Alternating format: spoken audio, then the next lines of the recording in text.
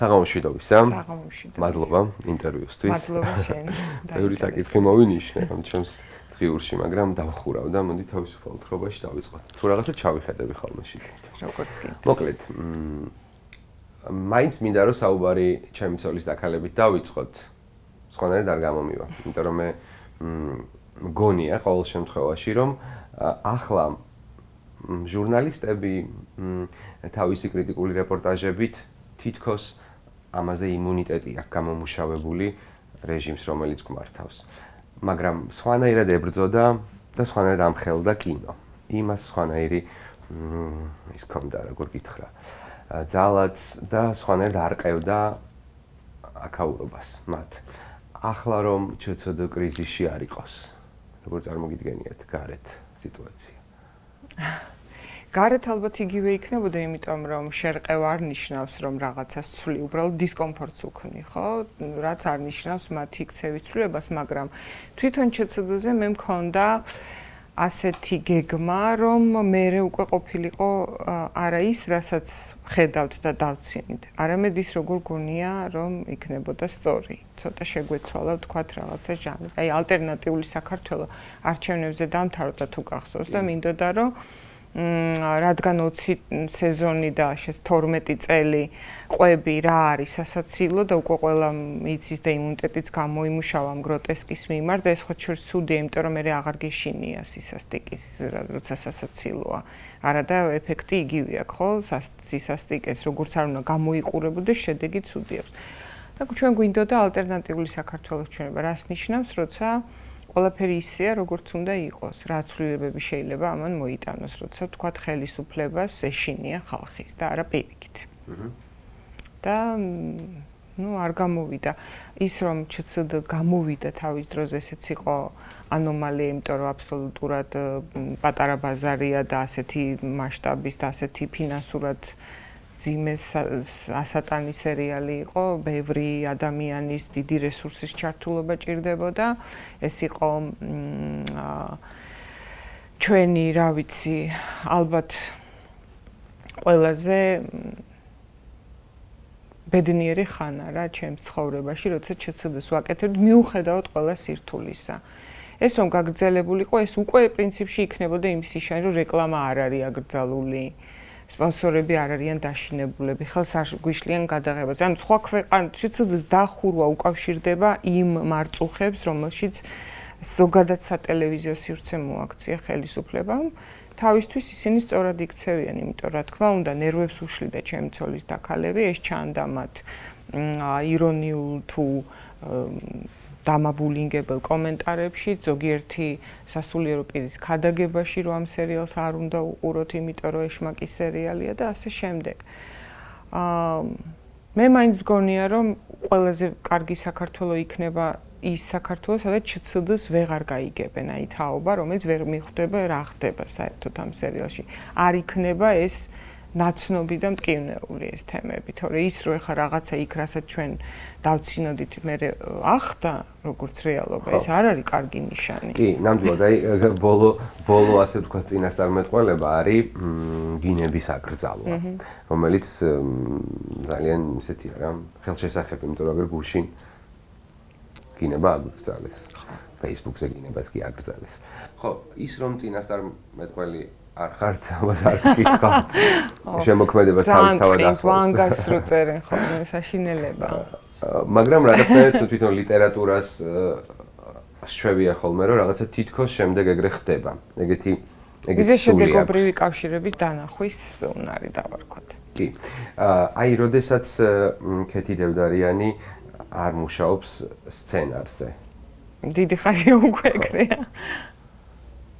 აი ეგ ქეთი დევდარიანი, როდესაც აღარ მუშაობს სცენარზე. იმაზე, რაზეც აგერ საუბრობდით, რომ 12 ეს უდიდესი დროა და ძალიან დიდი ემოცია არის, ხო? კი, აი ფაქტიურად ვამბობ კიდევაც, როცა უკითხავთ ჩემთვის, რომ იმდენად დიდი დრო მიქონდა, ну დაახლოებით დღეში 10 საათი ალბათ წერას. კვირაში 3 სერია არის, ну 100, 90, 100 გვერდი, ხო? და ეს თან მარტო წერა ხო არ არის, მოფიქრება უნდა და გადაკეთება და რა ვიცი მილიონი რაღაც.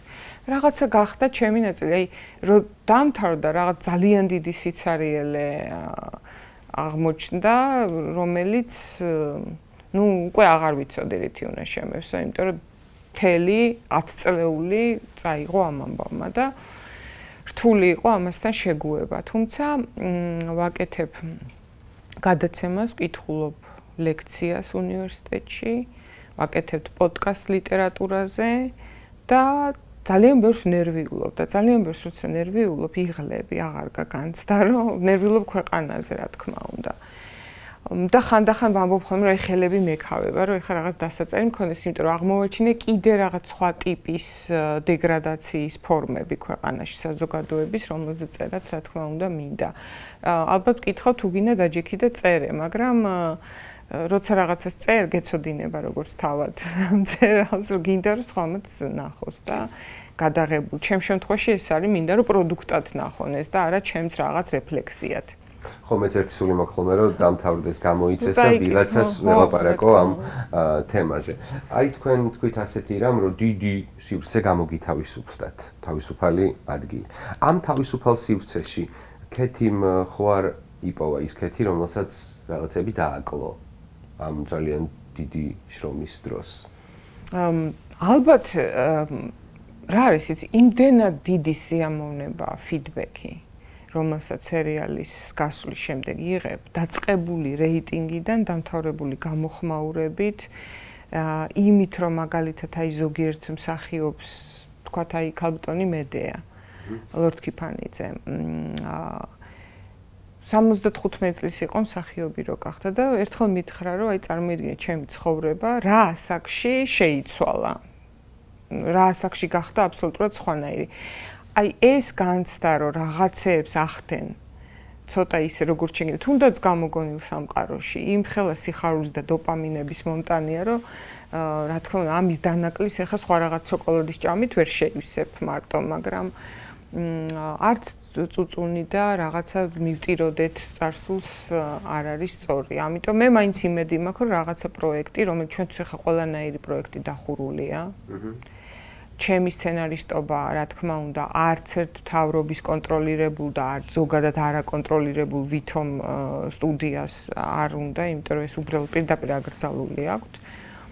მაგრამ მე მაქვს განცდა და იმედი, რომ ეს დროც დადგება, როცა ჩემი დაწერილი, ჩემი გაკეთებული რაღაც შეიძლება ისევ დაჭირდეს ქართულ კინოს, ან სერიალებს, ან ტელევიზიას, ხო? ის რაც მკითხე, რას რითი შეივსო ეს სიცარიელე და რა ჩემი თავი როგორ მე ისეთ ასაკში ვიყავი, რომ დავიწყე წერა, რომ ჩემი საკუთარ თავზე უკვე თითქმის ყველაფერი ვიცოდი, რაც უნდა იცოდე 33 წლის ასაკში. ხა ამის მერე დიდად ხო იცი არ იცვლებიან ადამიანები. ხა რაღაცა უცებ აღმოვაჩინე, რომ თურმე ის დაღლა, რომელიც ახლდა, ძალიან სასიამოვნო დაღლა ყოფილა. და აი ეგ ვამბობ ხოლმე, რომ აღარ ვიწუწუნებ, თუ ასეთი ბევრი საქმე მექნება საწერი. აღარ ვიტყვი, რომ დავიღალე, აღარ შემიძლია, ასაც ვამბობდი ადრე, მაგრამ ძალიან დიდი სიამოვნება მოაკლდა ჩემ ცხოვრებას. და დარჩენში ვარ ისევ ისეთი, როგორც ვიყავ, ვერ გეტყვი, რომ აი რაღაცა ძირეულად მეტამორფოზა განვიცადე, გარდა იმისა, რომ მაქვს დანაკლისი წერის ძალიან დიდი. მინდა რომ წერდე. ჩემთვის კი არა ეს დღიურებს, ან რაღაც რეფლექსიებს, ან რაღაც ესეებს. აი იმას, რასაც ვაკეთებდი რა, იმიტომ დღესაც ხვდება TikTok-ზე ЧЦD-ს ეპიზოდები. ანუ ის თაობა, რომელიც მაშინ არ უყურებდა, იმიტომ რომ პატარა იყო, ეხლა დაიწყო ყურება და ეს არის ძალიან სასიამოვნო.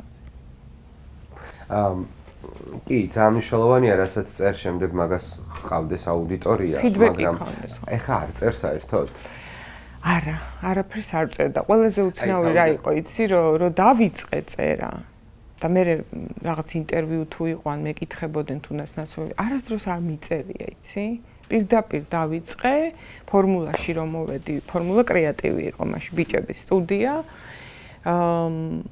არაფერი არ მქონდა დაწერილი. აი ხუმრობ ხოლმე, რომ შეყვარებული რო ხარ რაღაც ლექს რო წერ, ხო იცი? ეგეც კი არ გამიკეთებია. საერთოდ არც კი ვიცოდი, რომ მე შემილია რაღაც სცენარის დაწერა. პირდაპირ ესე დავიწყე ექსპერიმენტულად, ოღონდ ჯერ კლინიკა იყო. პირდაპირ ЧЦD არ დამიწყე, კლინიკა იყო, მერე ჭამა და სექსის ერთი ნოველა, მე ვიფიქრეთ რა გავაკეთოთ და ეს მომინდა და ყველას უმტკიცებდით ყველა ტელევიზიას რომ კარგი გამოვა და რუსთავი 2 დაგვთანხმდა და ეგარი რა არც მე და არც მანამდე არ მიწერია არ ვიცი წიგნის დაწერას მეკითხებიან ხოლმე რა წიგნს ხო არ დაწერდა ძალიან მეშინია მაგის რატო არ ვიცი, აი მგონია რომ რაღაც ისეთი სათქმელი თუ არ მომწიფდა შენში, რაღაც ორიგინალური, რომ უკვე დაწერილი რაც არის, რომ იმას არ დაემსგავს. არ ვიცი, რაღაც ამბიციური ის არის შეიძლება. ანუ ფორმა და წიგნი კიდე სხვა რაღაც, აი სერიალი როგორ რაღაცა, ეს შეიძლება ამოეფარო პერსონაჟებს. ბოლომდე შენ კამერის უკან ხარ მაინც, ხო? სცენარისტიც, რეჟისორიც, ოპერატორიც, წინ ვინც ჩანს, ისინი ლაპარაკობენ და შენ რაღაცნაირად მაინც backstage-ის ადამიანი ხარ და წიგნი აი ძალიან გულახდილი თუ არ არის და ძალიან ნამდვილი შეიძლება გამოვიდეს ყალბი ძალიან. ამიტომ ეხლა ეს გულახდილობა ჯერ რაზე უნდა იყოს არ ვიცი. შეიძლება ჯერ პატარა ვარ. თუმცა ის რომ დაწერთ აი ამ პასუხიდანაც რომ არ გამორიცხავთ რომ გამორიცხვა, აი როგორ შეიძლება 33 წლის ადამიანი რომელსაც ცხოვრებაში არაფერს დაუწერია უცებ სცენარისტი რო ხდება ამის ვერ როგორ შეიძლება რომ რამე გამორიცხო. აი წერის ნაწილში ესეთ რამე მინდა რომ გითხოთ ახლა უცებ მომივიდა თავში აზრად. ვიზუალურად წერა როგორ გამოიყურება. ბუნდოვანებაში თეთრი ზოლები, სხივები ერთგვარი. ის დრო როცა აი ვიზუალურად ესე გამოიყურება ჩემთვის წერა. ნაცრისფერი რაღაც ღრმა სამყარო, რომელსაც აქვს ეგეთი თეთრი სხივები, ხაზები. რაც მკითხე, აი წერის პროცესი როგორ გამოიყურება ვიზუალურად, ამაზე არასდროს არ მიფიქრია. რომ აი წერა რას გავს მაგალითად, რა პროცესს და ვიზუალურად როგორ გამოიყურება. არა, მაგრამ თვითონ ატმოსფერო როგორი უნდა იყოს, ამაზე მიფიქრია. აი სიჩუმე რო უნდა იყოს, ვერ წერა, იხან და ხარო შემომიხედე ხოლმე თქვენ რო შეხედხართ რაღაც 30 ადამიანი, ყველა თავის ტექსტს რო წერს, ან ყველა თავის საქმეს. ჟურნალისტური ტექსტი კიდე სხვანაირად იწერება. ჟურნალისტური კი ნებისმიერი და მე სამსახურში რო წერდი, რუსთავი 2-ში რო ვიყავით, იქ ჩემი ოთახი მქონდა, მარტო სადაც ვიჯექი დავწერდი, მაგრამ გაბუნია რო ხმას აკეთებდა, ისიც კი მაწუხებდა და მე ირაკლი პროდიუსერი ჩვენი მეუბნებოდა ხოლმე, რომ ყველა ვერ გაჩუმდება, იმიტომ რომ შენ წერო. ბოლოს უკვე სახლში ვწერდი რა, აი სიჩუმე შემიძლია გითხრა, რომ უნდა იყოს, სხვა ვიზუალი არ მაქვს. სულ სიჩუმე არ არის, იქ წერა ვერ წარმომიდგენია. ამიტომ რაღაც დუმილის. ხო, დუმილში მოდიან, ხმებიც მოდიან და პერსონაჟებიც. ყოფილა ეგეთი შემთხვევა, რომ მაგალითად რომელიმე პერსონაჟმა გისაყვედურა? რამდენიც გინდა. პერსონაჟმა თუ შემსრულებელმა? პერსონაჟმა, შენმა პერსონაჟმა გისაყვედურა რაღაცის გამ. მე იფიქრე, რომ მაგალითად აი ამ პერსონაჟისთვის ძალიან აი პერსონაჟი რომელიც ძალიან გაწირე და შემდეგ შენსავე ფიქრებში ამ პერსონაჟმა საყვედური გამოთქვა შენს მიმართ. არა, იცი რატო? ჩემი პერსონაჟები არიან ამბივალენტური ტიპები. არც ერთი არ არის აი ბოლომდე გაწირული, ბოლომდე ცუდი, ან ბოლომდე ძალიან კარგი, ეგეც გაწირვა რაღაც იდეალურ უსახურ, აი უინტერესო ტიპს რო ხატავ, ხო? ყველა მიყვარს და აი ეს სიყვარული პერსონაჟების მიმართ ძალიან მნიშვნელოვანია, რომ გამოვიდეს ირონია და არა ესეთი რაღაცა ცინიზმი მათ მიმართ და მაყურებლის მიმართ.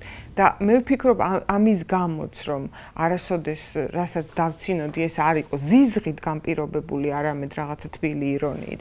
ამიტომაც მათგან საყვედური არ მეთქმის. თუ ვინმეს რამე პერსონაჟს ცუდი გაუკეთებია, კარგით შეიძლება გავახსენოთ. ზუსტად ამას საყვედურობდნენ ხოლმე, რომ აი ხალხი იბნევა, იმიტომ რომ ეს შაგუ ხან კარგად იქცევა, ხან ცუდად ეს ბაბულიკები ესეთი, რატო? იმიტომ რომ ადამიანია ასეთი. ადამიანში არის ყველანაირი რესურსი და რომელი დათრიგერდება და რომელი იმპულსი გაიღვიძებს ამაზეა. ვიღაცები თავს რო დებენ, რომ აი ამას არასოდეს ვიზამ, იმას არის, აი პირობებს გააჩნია, ხო? და შესაბამისად ჩემი ამოცანა როგორც სცენარისტის იყო შემექმნა გარკვეული სხვადასხვაგვარი პირობები, რომლებშიც ჩემი პერსონაჟები საკუთარი ფსიქოტიპის ლოგიკურად წარმოაჩენენ და გამოავლენენ თავს. და ეს ხან არის შეცდომა, ხან არის დანაშაული, ხან არის გმირობა და ხან უბრალოდ სიკეთე, ხო? როდის ასრულებენ პერსონაჟები თქვენთან საუბარს? ან თქვენთან კავშირზე ყოფნას? როცა მათი ლოგიკური განვითარება მთავრდება. აი, რამდენიმე პერსონაჟი ყოფილა, მაგათი როცა ხვდები, რომ აღარაფერი არ დარჩა. მიაღწია იმ თავის განვითარების უმაღლეს წერტილს, რომლის მერეც დრამატურგიაში ეს კლიმაქსი, რომლის მერეც იწყება დაღმართი. უკვე ვერაფრით ვეღარც ცუდისკენ და ვეღარც კარგისკენ ვეღარ განვითარდება. პლატო. როცა ჯერ პლატო და მერე დაღმართი, იმიტომ რომ უკვე რაღაცა დასრულდა, ხო? რამდენი მეტამორფოზა შეიძლება, აი ცოტა შული რო ყავდა, ნუ ისიც იყო, იქაც წავიდა პოლიტიკაშიც, ეკლესიაშიც, ჟულიკობაშიც, ყველაფერი გააკეთა, რა ვიცი, რა ყველაფერი და მერე ნუ აღარ თვითონაც მსახიობსაც გაუჩნდა ეგ განცდა, რომ ნუ ამდენი მეტამორფოზაც არ ხდება ადამიანის ცხოვრებაში, ხო? რაღაცა მერე ან იმას ეგუები საკუთარ თავს ასეც, ან ისეც. და მაგ დროს ვასრულებ ხოლმე რაღაცა ზოგადად აი ეს დიალოგის წერა არის ცოტა შიზოფრენიული პროცესი. ანუ შენი თავი უნდა გამორთო და მე გახდე ხანის და თუ სამი ლაპარაკობს ხო საერთოდ და ყველაზე რთული ახლა ჩვენ რო ვასწავლით იქაც ეგ არის ხოლმე პრობლემა რომ გათიშო შენი ხმა და ილაპარაკო პერსონაჟის ხმით. ამაში გულისხმობა მისი ლექსიკა, სინტაქსი, აი ეს ცუდი სიტყვები რო ახსენე ახლა შეუძლებელია გულწრფელი იყო და არ აღიარო რომ ენაში გინება არის ცოცხალი მოვლენა, ხო, არ არსებობს ვისაც წიგნების კითხვა უყვარს და ვისაც ლიტერატურა უყვარს და კინო იცის რომ გინებაც არის ენის ნაწილი, ენის როგორც ცოცხალი ორგანიზმის. ამიტომ მე როცა მაგათად ბაბულიკს და ვიღაც გოგოს ვალაპარაკებ, არ არსებობს ქეთითებდარენი, არსებობს ბაბულიკი და ვიღაც გოგო, ხან ერთი ვარ, ხან მეორე. ხო, იმიტომ რომ ენის რაღაც ქსოვილია ენა და ხანერად მაშინ შენი სიტყვებით ლაპარაკობს ყველა და შენი ლექსიკით და შენი გონორით. კი. დღეს ის დღეა, როდესაც გათენებისას სასტრაფო წესით თემურ ქათამაძე გააძევეს. დროსაც რო დავეწიოთ. და ძალიან ბევრი რამ მოხდა დღეს, კიდევ მოხდება, იმიტომ რომ რაღაცნაირად ახლა ქართული ოცნების სცენარს არავითარი ლოგიკა არ აქვს, ყველაფერი ხდება. ის რაც ეცგვეგონა რომ არ ხდებოდა, ხდება. მე არ გეთანხმები რომ ლოგიკა არ აქვს. კი ბატონო. ავტოკრატიის ლოგიკა ქვია მაგას, რომ ყველაფერს იმიტომ კი არ აკეთებ, რომ რაღაცაში გჭირდება, მაგათაც თემურ ქათამაძე რა ეხა მთავრობას ხო არ ამხობდა. სისასტიკის დემონსტრირება, ლაჩრობის დემონსტრირება, ამორალობის დემონსტრირება, ეს არის საზოგადოების გახსნის. საზოგადოება თუ არ გაიხრწნა, აი იმ რაღაც დამპალი თესლის აღმოცენება თუ არ დაიწყო ჯანსაღის მაგივრად, თუ არ მოსპე ჯანსაღი გარემო და თემურ ქათამაძის გაძევებაც არის ჯანსაღი გარემოდან განდევნა ადამიანის, ხო? ძალიან სამარცხვინო და ლაჩრული საქციელი. ისე ვერ მიაღწევ დეგრადაციას და დეგრადაციის გარეშე არ გაქვს ავტოკრატია. მაშინ ჯანსაღი ადამიანები მუდმივი წინააღმდეგობა, მუდმივი დაპირისპირება და ნუ რა თუნდათ ახლა ეს ჯობია რომ ყველაფერი აი ჭაობი როგორც ჭაობი გააკეთეს რაღაც დაახლოებით ასეც.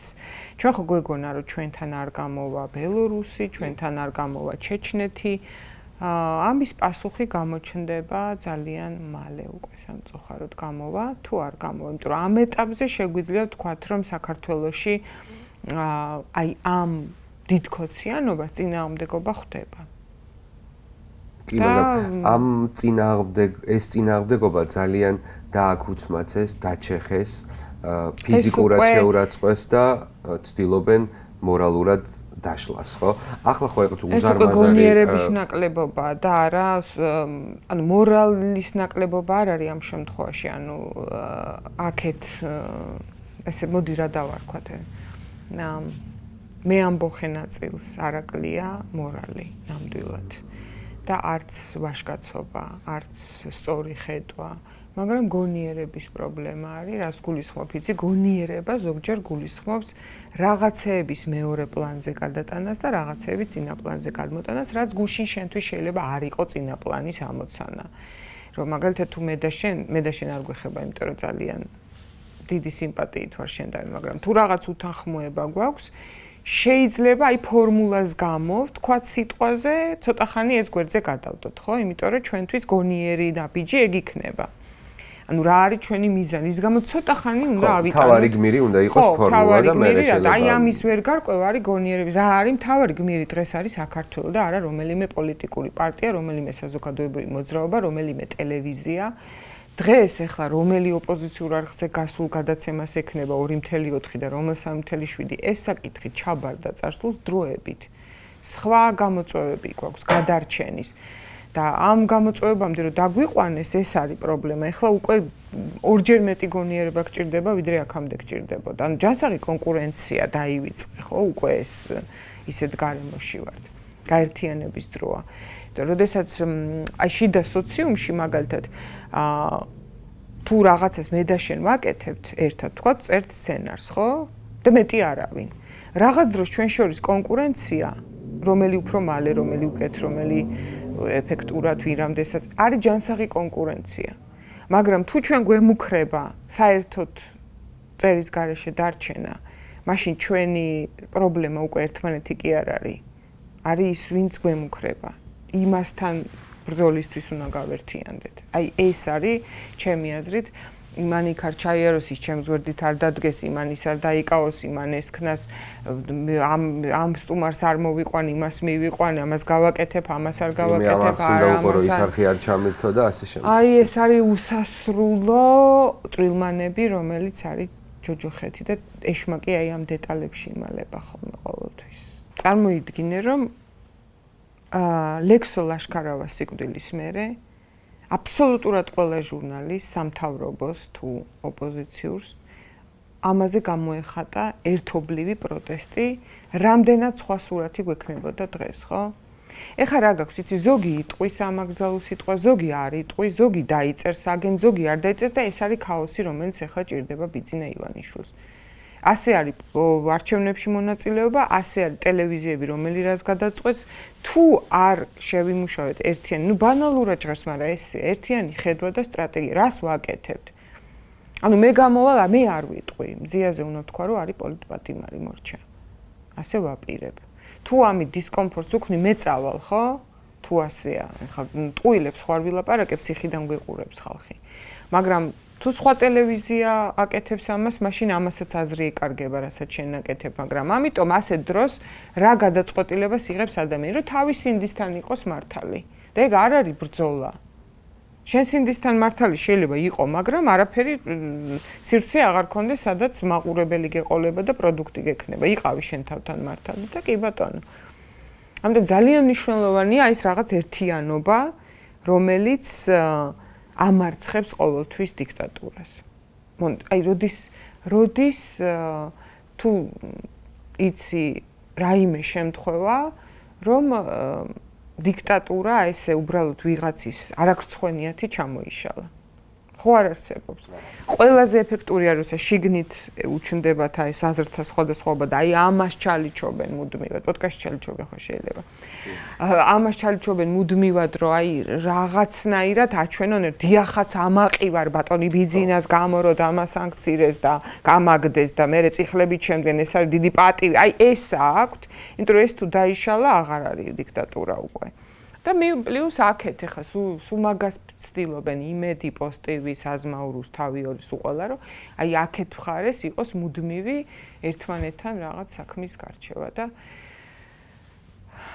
აი ჩვენთვის მაგალითად მე 25 წელია რეპორტიორი ვარ, ქუჩის რეპორტიორს ვეძახი ჩემ თავს. არასდროს ყოველთვის იყო მედიის ინტერესი. სულ მქონა ბოდიში გაგაწყვეტნია, სულ მქონა რომ აი როგორ პოულობს ასეთ კარგ რესპონდენტებს, რომ სულ ვირუსდებოდა ხოლმე შენი ქუჩიდან ჩართვები აქციების დროს და მთელი როგორ ხვდება, რომ აი ამასთან უნდა მივიდეს და ნუ ეს არის გამოცდილება და პროფესიონალიზმი ზუსტად რომ ეხლა შეიძლება რომ გავიდე ქუჩაში, პირველივე ინტერვიუ გამომივიდეს მე რო არ მინდა ის, მაინდა-მაინც ის შემხდეს ვისთან ინტერვიუც არ მინდა. რაღაცა ის ქალი რო იყო, ერთი 100 ჯერ ვუყურე რა, ტიროდი. რაღაცა ალბათ ეგეც უნარია რომ დაგიძახოს თვითონ ხო რაღაცა რომ აი ზოგი ხო ის არ კი არა რა ვიცი და აი ახლა იმ მომენტში საერთოდ სხვანაირად მუშაობ საერთოდ არ ხარ შენი თავი და ხარ რეპორტიორი რომელმაც ზუსტად იცის ან შეიძლება არ იცის მაგრამ მიდის იქ სადაც არის ხო და იმ საინტერესო მე სულ ვიცინოდი რომ ამდე ეგ არ მაქვს ოპერატორის და რეჟისორის თვალი და რეპორტიორის რომ ყველა საინტერესო მომენტი გამაზული მაქვს როცა რაღაცა და ყოველ სხვაგან ვიდექი ხოლმე და რაც აი წერის დროს არა ვაკვირდები ადამიანებს თუ მელაპარაკება კი მაგრამ აი მახსოვს რა ეს შენი რეპორტაჟები ძალიან. მადლობა. ანუ ახლა ქართული ოცნებას ძალიან ისეთი ბრძოლის მეთოდი გამოგვიგონა და გამოიმუშავა ჩვენთან საბრძოლველი ჟურნალისტებს ებრძვის ჟურნალისტებით. ასეთი მე არ მახსენდება. ეს იყო რაღაცნაირად დამანგრეველიც და შემზარავიც, იმიტომ რომ უცებ რეპორტიორები, რომლებიც შენი კოლეგები იყვნენ, ბევრ ამის ერთმანეთს დახმარები ხართ, უცებ გახდნენ შენი პირდაპირი მტრები. მედიას უპირისპირდება მედიით. იმიტომ რომ ჩვენ მივიღეთ ეგეთი რეალობას, თქვენ ლექსო ლაშქარავა ახსენეთ, იქაც არ იყო ცხადია მედია ერთსულოვანი და ერთხმაზე არ საუბრობდა და ერთნაირად არ აპროტესტებდა, მაგრამ მივიღეთ ნაცემი გურამ როგავა, სიკვდილს გადარჩენილი და დავინახეთ სახელმწიფო მედიის მაუწყებლობაც. გურამი არ იქნებოდა ლექსოსზე რომ ყოფილიყო კონსოლიდაცია, გურამის ამბავი აღარ იქნებოდა. გურამი ჩათვალე რომ მოკლეს. ის რომ შემთხვევით გადარჩეს, არის შემთხვევით გადარჩენა. გამეტებული არის ამაგისოდ. რომ ადამიანს ეგრე რო ურტყავ, ის ფატალურად თავდება როგორც წესი. ასეთ სიტუაციაში, როცა არ ვიცი, მედია არის დანაშაულებრივი ცალსახად. რა არის აი რაღაცა ხელჩასაჭიდი, რაც დაუშვათ თქვენ გაფიქრებინებთ, რომ შეიძლება მოხდეს გარდატეხა, მოხდეს რაღაცნაირად ამ გოლიათის დაცემა. ფარისევლობა უნდა დასრულდეს და ფარისევლობაში იცი რას გულისხმობ? შენი კოლეგები რომ გძნობდნენ, რომ ისინი აი ამ ჟურნალისტურ სოციუმს ჩამოშორდნენ, აი რუსებს აქვთ ესეთი გამოდგა ნირუკა პაჟატნი. როცა შენ ადამიანს აღარ ესალმები, რაღაც წითელი წერტი. იმიტომ კი არა რომ სადღაც მუშაობს, ეს რა სიგიჟე, ხა სადაც უნდა იქ მუშაობდეს, ხო? და თუნდაც განსხვავებული აზრი. ეხლა ხო განსხვავებული აზრზე ვარ და მე სხვაგან, ეს ამას ხო გავცდით. აი გურამის ამბავი და მაკას ამბავი, ჩიხლაძის, იყო რომლის მერეც უბრალოდ შენ კოლეგას არ ეპატიება. ამის სხვანაირად გაშუქება ან არ გაშუქება ან ესა და მე ეხლა ერთად კრუიზებზე, დაბადების დღეებზე, ლაშქრობებზე, პიკნიკებზე და იმაზე სიარული, ნუ მაშინ ეს რას ნიშნავს, რომ პრინციპში არაფერი ისეთი არ მოხდა, ხო, რის გამოც შეიძლება რომ ადამიანი, რა ვიცი, ჩემმა მეგობარმა რომ ჩემზე სიუჟეტი გააკეთოს, მე რანაირად უნდა ვჭამოთ ეს შემწვარი კარტოფილი ერთად. არ უბრალოდ რაღაცა სულ მაქვს მეც განცდა, რომ ბოლომდე კიდე ვერ ვიაზრებთ, რამხელა ბოროტებაა ეს, რაც ხდება. აი მე ვატყობ ამას, რომ სამთავრობო მედიის ზოგიერთი ჟურნალისტი ვერ იაზრებს საკუთარ როლს აი ამ თემატყებაში. იმიტომ რომ ზოგიერთი პოლიციელი მაგალითად ან ზოგიერთი ზონდერი იმეორებს პროპაგანდის სიტყვებს, აბა გათხოვება გინდა და ჩაგარტყავს. აი ტაქსის ძღოლი რომ მეუბნება, რომ ეს deep state, აი რა deep state ხშარშან წინ იცოდა საერთოდ ეს deep state. იმეორე აი თავში უდევს ტვინის მაგრო ტელევიზორი, ხო? რუსთავი 2-დან რომ გამოგვიშვეს, მაშინ ვამბობდი, რომ რუსთავი 2-ში დარჩენა კიდე უფრო რაღაც ამორალური ამბავია, ვიდრე ბოდიში ხა შენ შეიძლება უხერხულში ვარდებოდე, იმიტომ რომ კოლეგები ყავს იქ, მაგრამ ვიდრე თავიდანვე იმედზე, აი ზოგი ჟურნალისტი არის, რომ აი პროტოკოცი იყო, ქოცი სანამ ქოცი გახდებოდა, მანამდეც რომ ქოცი იყო და ვატყობ ხოლმე, რომ ჯერ აი ამ რაღაცა, რომ ებრძვის რაღაც ნაცების თქვათ, არის ეგეთი. ჩვენ ხო ხედავთ, რომ არიან ჟურნალისტები რუსთავი 2-ში იყვნენ, მერე დარჩნენ რუსთავი 2-ში. ეს რუსთავი 2 რუსეთს იქადაგებს, დასავლეთს, კამბოჯას, აბსოლუტურად არაინტერესებს. აი ესეთი ხალხზე დგას ყოველთვის ბოროტება, რო ვიცოდეთ. ეს არ დგას არც იდეოლოგიის, იმიტომ რომ ცოტანი არიან. იდეოლოგიზირებული ქოციც და იდეოლოგიზირებული ნაციც არის ცოტა. მე მაგალითად ჩემ თავზე შემიძლია გითხრა, რომ ვიყავი ნაციონალური მოძრაობის მხარდამჭერი ამის გამო შემიძლია ჩამოთვლა. ანუ რაღაც მიზეზების ერთობლიობა იყო. რის გამოც ახლა ჩემ მეგობრებს მაგალითად, ხო, ჩემთან შეიძლება ქონოდათ რაღაცა დაპირისპირება პოლიტიკური, მაგრამ ეს არ იყო, ეს იყო მწოხედველობრივი დაპირისპირება და არა ადამიანური. და ეხლა რაც ხდება რუსთავი 2-ს რომ ვერათქმევინეს ზიამაღლობელზე, რომ აი იმ კაცის ფუამტკივას გამოდაიჭირეს და ციხეში ამიტომ არის. ეს ხო არ არის რომ მე ნაცების ეკონომიკური პოლიტიკა მომწონს და იმას ქოცების და ეგ ხო ცდება ამ ამბავს რა. თითქოს ორმოში მივდივართ და ყველანი დავენარცხებით და აი იმ ორმოში რო ჩავცვივდებით, ვინ რომელი ლოგოთივ მაუწყებლობდით, ვიღას დაინტერესებს, ხო? და ლოგიკურია. და კიდე რა არის ცენცი? ამას ისევ ამბობ ახლა. ეხლა მათ აი ამ ფულები რო უყვართ, ამ ფულებს ვეძახი, იმიტომ რომ შეურაცხყოფელი ანაზღაურება ეგ. ხო მაგიტომ აძლევენ, რომ არ წავიდეს, თქვა სხვაგან. ჩვენ რო თუ ყველას დაგვიჭერენ, დაგხურავენ და მარტო ეგენი ხებიან, ეგენი ხო 20 თეთრათაც იგივეს გააკეთებენ, რასაც ახლა აკეთებენ. ამასაც ვერ ხვდები. ვერო, სამწუხაროდ. სულ ფიქრობ ხოლმე ადამიანი ხო შენი თავიდან გამოდიხარ ყოველთვის, რომ ერთი რამ მაინც რო შემეშალოს. ყველამ შეიძლება მაპატიეს, მაგრამ ჩემი შულები არ მაპატიებენ. და ესენ ხო რაღაცნაირად თაობას აქვს ერთი ხასიათი, ერთი ჩვევაც. ვინც კომუნისტებს არ აპატიეს თავის შვილები. ახლა რო უცებ მე წარმოვიდგინო, რომ დავიწყო საუბარი რაღაც პროპაგანდისტული ნარატივები. ეხლა ხვალ რო დაიწყო ხო? ხო, ანუ ყველაზე უფრო მეტად ვინც ამას ვერ გაიგებს და არასდროს არ მაპატიებს, იქნებიან დათა და ნიკოლოზი. დათა და ნიკოლოზი ეხლა კი. მაგრამ დათა და ნიკოლოზი თუ უკვე თავიდანვე ეგრე ყავს გაზრდილი, რომ მამა მე რასაც ვაკეთებ, კაია და დიფთეიც ვებძი, მამა გენაცვალოს. ამაში თუ ზრდი ხო, ის შვილებიც იმეორებენ მე რაც როგორც ხალხზე გაქვს პროპაგანდა, ისე შვილებზე. რა ვიცი, გინახავს რომელიმე შვილი რო აპროტესტებს ამას? მე ვიცი ორი შემთხვევა, არ ვიტყვი ახლა. ორი ვიცი, ისიც რატო იცი მგონია რომ ეს დასრულ ასაკში ხდება უკვე ახლა ბავშვობიდან რო ასწავლი რომ მამა ყოველთვის მართალია, იმიტომ რომ კამფეტები მოაქვს. ხან ერთი მთავრობისგან, ხან მეორესგან. მე ის შვილი ამას არის შეჩვეული. რა ვიცი, წინა მთავრობის დროსაც კითხავდნენ მაშინ, ხო, ის თავის შვილები. ჟურნალისტი ვინც იყო ჟურნალისტი, დარჩა ჟურნალისტად. მაშინ ვისაც აწუხებდა დემოკრატიის ნაკლებობა, ის დღესაც აპროტესტებს მაგას. და ვისაც ზოგადად აწუხებდა რაღაცა დეტალები, ეხლა უბრალოდ ხდება რომ ის დეტალები ეხლა გუშინ ვიხსენებდი ამ რიყის დოქებზე იყო კიჩია და ასეთია და ისეთია და მეთქი არ გენატრებათ ეგ დრო მაგაზე რომ სად კიჩია და სად რა უხდება ამაზე რომ კამათობდი და არა იმაზე რომ მანდ ვიღაცამ ეხლა უბრალოდ უნდა და ჯიბეში ჩაიდო და კორპუსი უნდა ააშენოს. ან კიდე ვინმე არ მოკლან ქვეყნიდან ესე არ გაისროლონ.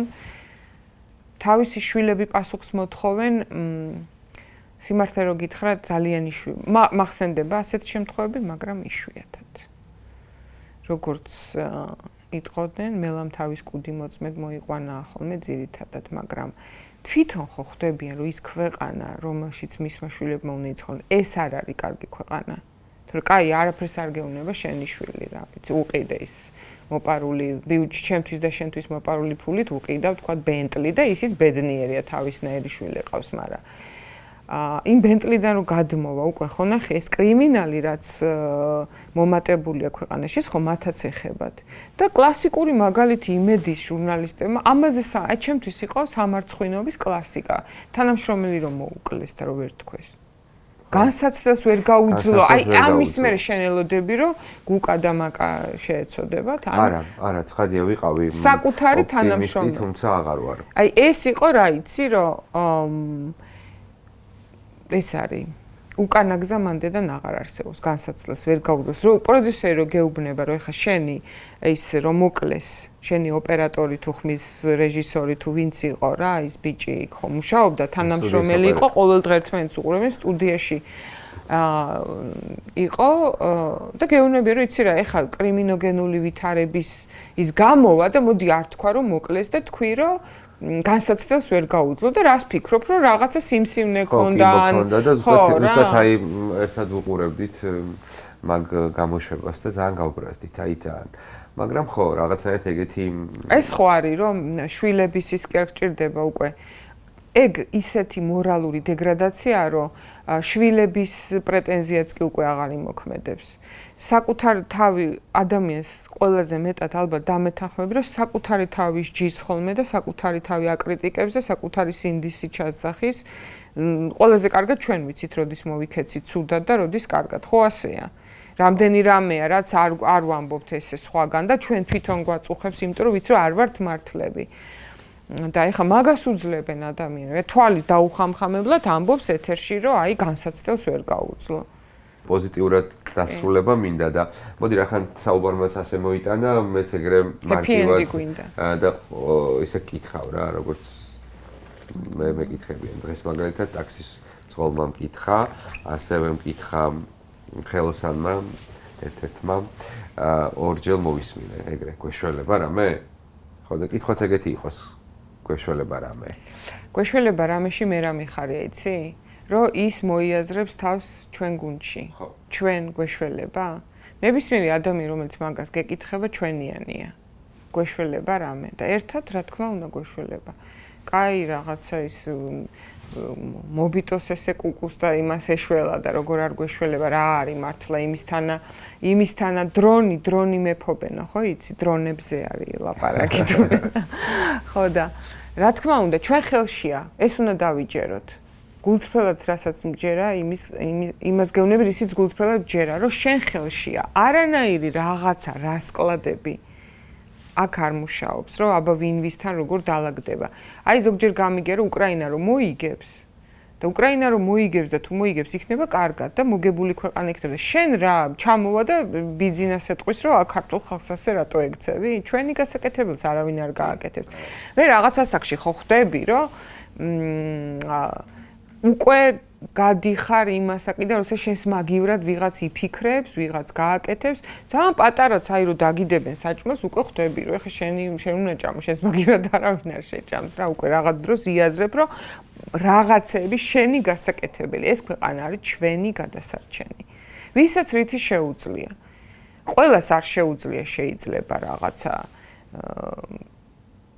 ქმედებაზე გადასვლა, მაგრამ თუ ყველა მარტო ვილაპარაკებთ, რომ ჩვენ ხელშია, აი დღეს თეიმურაზე ვლაპარაკობდით მე და ლაშა და ლაპარაკობს, ქართველი ასეთია, ქართველი ისეთია, ქართველის რეფლექსია, ანალიზი, გავიგეთ, მოვიფიქროთ რა შვებით და გავაკეთოთ. ამაზე ცუდი ამბებიდან გამომძრავლა ადამიანიც და ქვეყანაც. კი, აუცილებლად. ერთ წამით, აი ეგეთი საჩუქარი მაქვს. ეს არის მარო მაყაშვილის ღიური, საკოლექციოდ გამოცემული და ძალიან მწვანეა მე რო უსაჩუქრად მოვედი. და ახლა თქვენ მეახსენეთ მარო ამ ინტერვიუში და პრინციპში ჩვენგან მასთან ფურცლისგან გქონდეთ. მაროსთანაც და ჩვენს პოლიტპატიმრებთანაც სირცხვილი იქნება, რომ დროზე ადრე დავნებდეთ. კი, არავის არ უნდა გაიფიქროს, რომ რა ტყუილად დაკარგა თავისუფლების წლები. დიდი მადლობა. მადლობაში. მესამე ფურცელი. ოპერატორი უნდა გარეგან. დავით ქაშიაშვილის საავტორო გადაცემა. სად არ უნდა გავასხა. იქ, სადაც მთავრდება ოფიციალური, იწყება ნამდვილი. მესამე ფურცელი არ ცდილობს ყველა დააკმაყოფილოს. ეს გადაცემა არ გადაფურცლავს მოვლენებს, დააკვირდება, გაჩერდება, გაარღვევს ზედაპირს. მესამე ფურცელზე იწყება ის, რაც ყველაზე მეტად გვეხება. ყოველ კვირას 21 საათზე.